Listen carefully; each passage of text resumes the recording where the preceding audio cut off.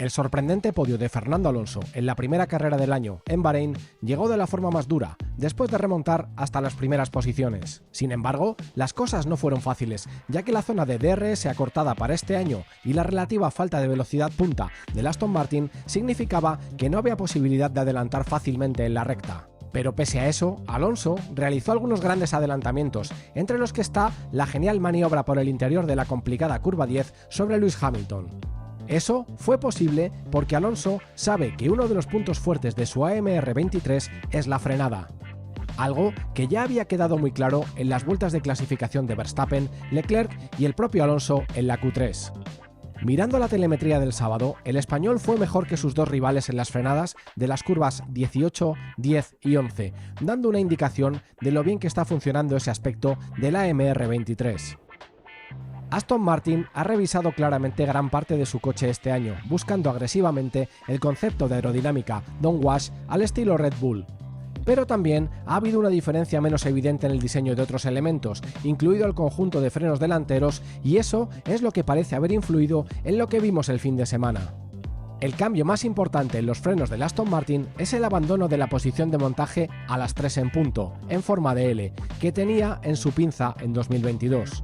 Ahora ha vuelto a la posición más habitual de las 6 en punto, es decir, más lineal.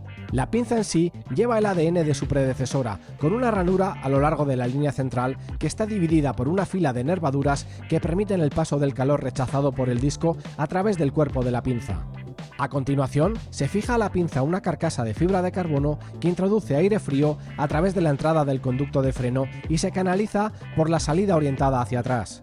El conducto es obviamente muy diferente al de 2022, dada la posición de la pinza, lo que ha ayudado al equipo a introducir otras soluciones de flujo de aire e intercambio de calor también esa temporada.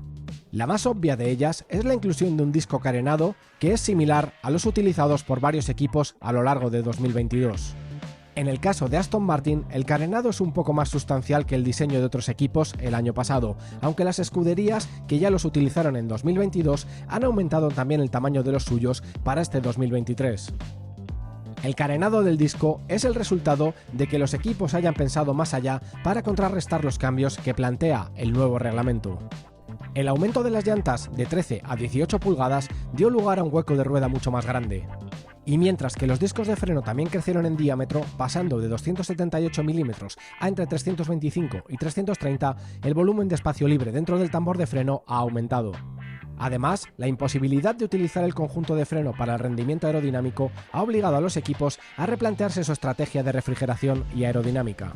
Esto es aún más crítico si tenemos en cuenta que con el reglamento anterior los equipos habían empleado varios trucos de diseño para gestionar la transferencia de calor entre los frenos, la llanta y los neumáticos, con el fin de mejorar aún más el rendimiento. Por lo tanto, el carenado del disco se ha convertido en el primero de un nido de carcasas alojadas dentro del tambor de freno, mientras los equipos buscan recuperar parte del rendimiento. La segunda capa del nido, a la derecha de la imagen, ayuda a dirigir el flujo de aire y a gestionar la transferencia de calor entre ella y el entrehierro de la superficie del tambor principal, y el flujo de aire se introduce directamente en el hueco y se gestiona por el aletín situado al lado. Cabe destacar que el cerco de esa capa del nido tiene una ampolla que rodea los puertos de rechazo de calor alrededor del alojamiento de la pinza. Eso no solo deja espacio para que el calor sea rechazado entre las distintas superficies, sino que también podría abrirse en futuras carreras si el equipo necesita ajustar cómo se mueve el calor entre las diferentes capas. En Bahrein no solo se habló de frenos, sino también de alerones traseros, en especial Mercedes, que tenía una nueva versión del alerón trasero con menor carga aerodinámica para la primera cita del año. El diseño del plano principal en forma de cuchara recordaba a una idea que Mercedes ya había utilizado entre 2015 y 2018. El diseño permite a los equipos disfrutar tanto de una buena carga aerodinámica como de un bajo drag. La parte central del ala, más profunda, produce la carga aerodinámica extra, mientras que la parte exterior, de cuerda más corta, se mezcla con el end plate para reducir el drag. El nuevo diseño de Mercedes también orienta su parte inferior hacia el flujo que se aproxima, de forma similar a cómo lo haría la sección central de un ala de mayor carga aerodinámica. También intentando acercarse a Red Bull, Ferrari comparó dos alerones traseros. La opción más reciente presenta numerosos cambios en el plano principal, el flap superior y la sección de la punta del end plate. Sin embargo, el cambio más destacable fue el paso de una disposición de doble pilar de montaje a un único pilar.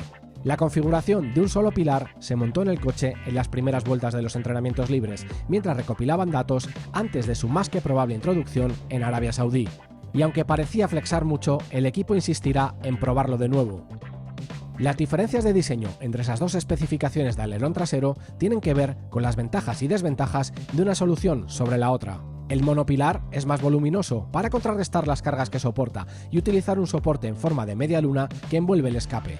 La opción de un solo pilar también se une a la ranura del DRS en una disposición de cuello de cisne, mientras que los pilares dobles se cruzan con la parte inferior del plano principal. Esos cambios no solo afectan a la forma en que se transfieren las cargas, sino que también tienen consecuencias aerodinámicas, ya que la parte central del ala sufrirá efectos diferentes en función del soporte que se utilice. Todavía es muy pronto, pero dado el potencial de dominio de Red Bull, será interesante ver la cantidad de desarrollo y convergencia de ideas que veremos durante el año, mientras los equipos intentan luchar por estar en lo más alto del pelotón.